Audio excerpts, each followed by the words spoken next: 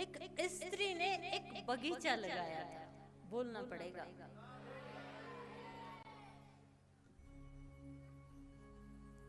वो उस बगीचे का ध्यान अपनी जान से भी ज्यादा करते थे।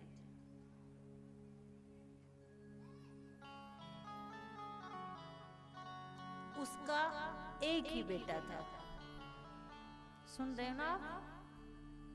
उसका एक ही बेटा था। एक बार वो बीमार हो गई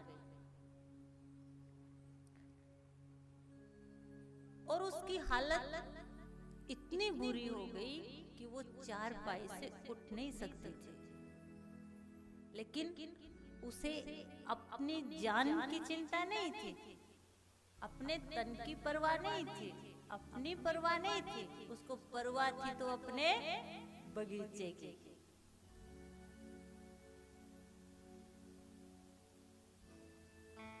बेटा उसकी सेवा करता, उसका ध्यान रखता, लेकिन हर बार उसकी जुबान पर एक ही बात रहती, बेटा मेरा बगीचा कैसा है, मेरे पेड़ पौधे कैसे हैं। लड़के ने सोची जब तक माँ के दिल से ये बात नहीं निकलेगी तब तक वो ठीक नहीं हो सकते। तो एक दिन बेटे ने कहा, माँ तू बगीचे की चिंता मत कर, तेरे बगीचे का ख्याल मैं रखूंगा, तू जल्दी से जल्दी स्वस्थ हो जा। मैं तुझे वादा करता हूँ, कसम देता हूँ, प्रण देता हूँ, तेरे बगीचे का ख्याल मैं रखूंगा, बस तू ठीक हो जा। दवाई टाइम पे ले ले, खाना खा ले, तू अपने आप को ठीक कर ले। जब बेटे ने आश्वासन दिया तो माँ ने उसकी बात मान ली।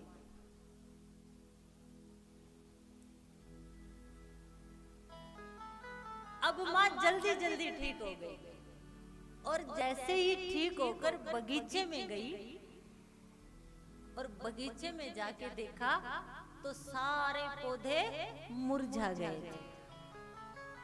क्या बोलना पड़ेगा? माँ ने बेटे से कहा, अरे पुत्र, तू तो कहता था कि मैं बगीचे का ध्यान रखूंगा, अरे मेरे बगीचे का बुरा हाल हो गया। तो बेटा कहता है, माँ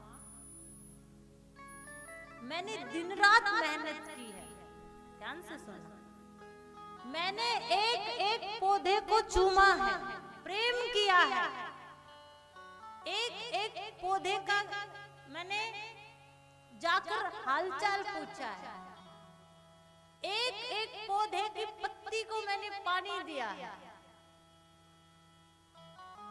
मैंने अथाह मेहनत की है, लेकिन पता नहीं ये बगीचा क्यों सूख गया। मैं भी चिंतित हूँ, लेकिन एक अच्छी बात है माँ, अब तू ठीक हो गई, अब तू इसको संभाल। पहली बात, जब तक स्त्री के मन में बगीचे की चिंता रहती तब तक वो ठीक नहीं हो सकते थे। चिंतन करो मिले बिहारी, चिंता करो मिले बीमारी, मानो तो मौज है वरना समस्या रोज है। पहली बात माँ, सबसे अच्छी बात हुई, तू ठीक हो गई, अब तू बगीचे को संभाल।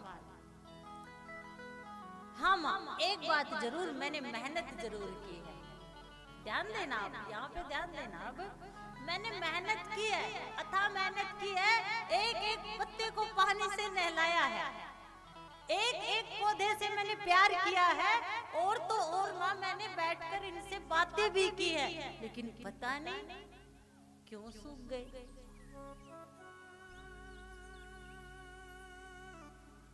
माँ ने कहा, बेटा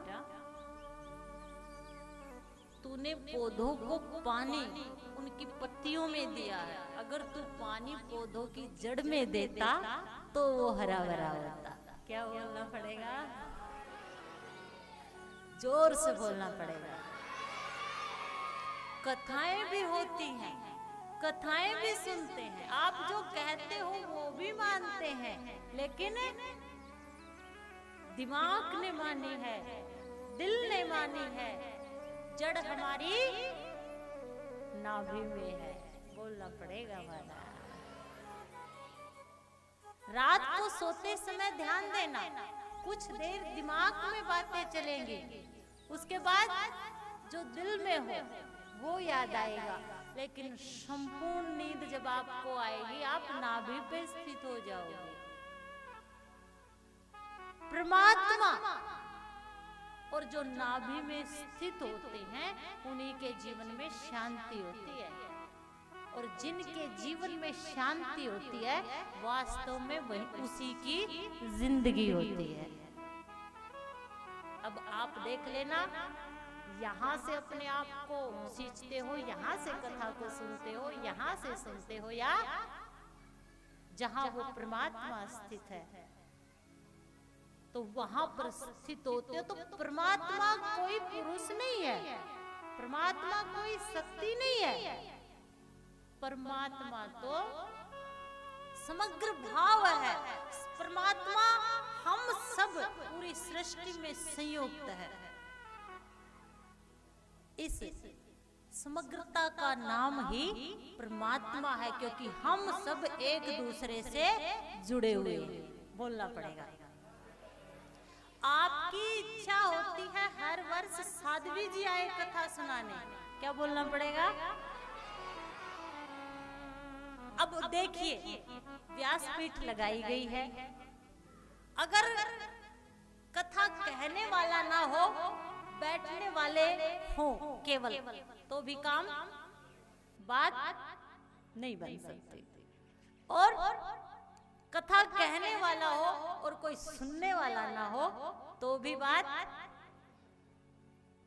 इसलिए कहाँ भागोगे, कहाँ जाओगे?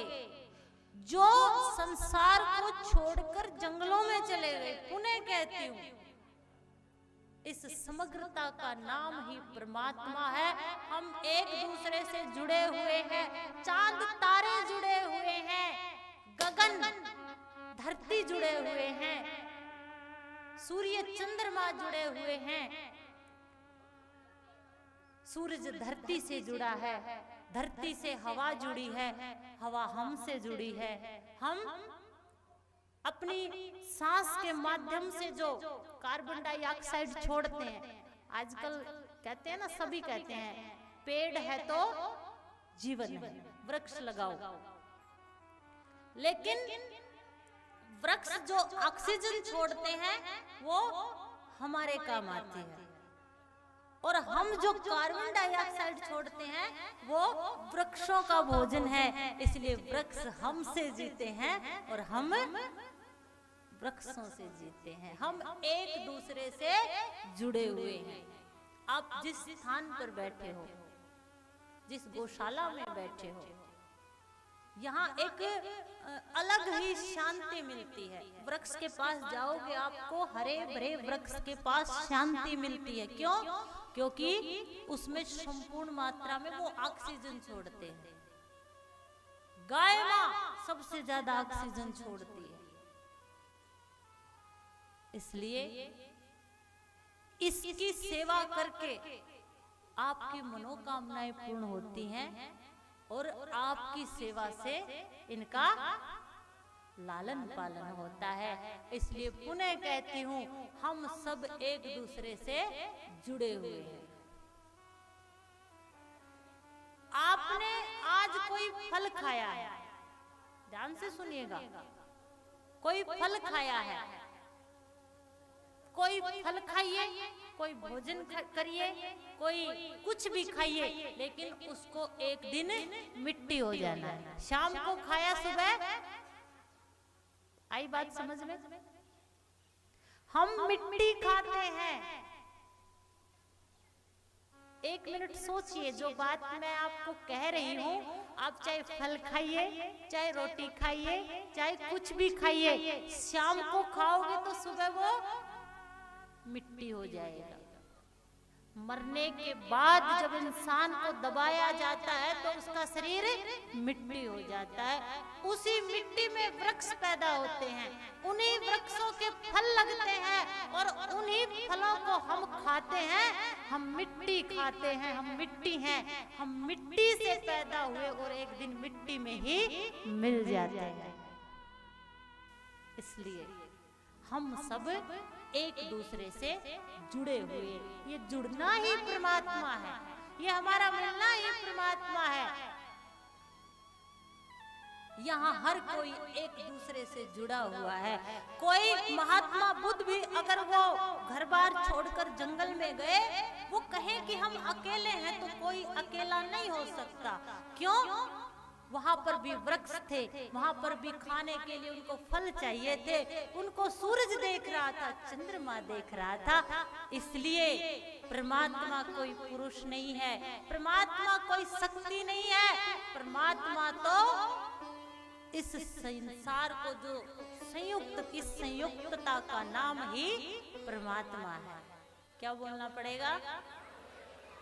जोर से बोलना पड़ेगा।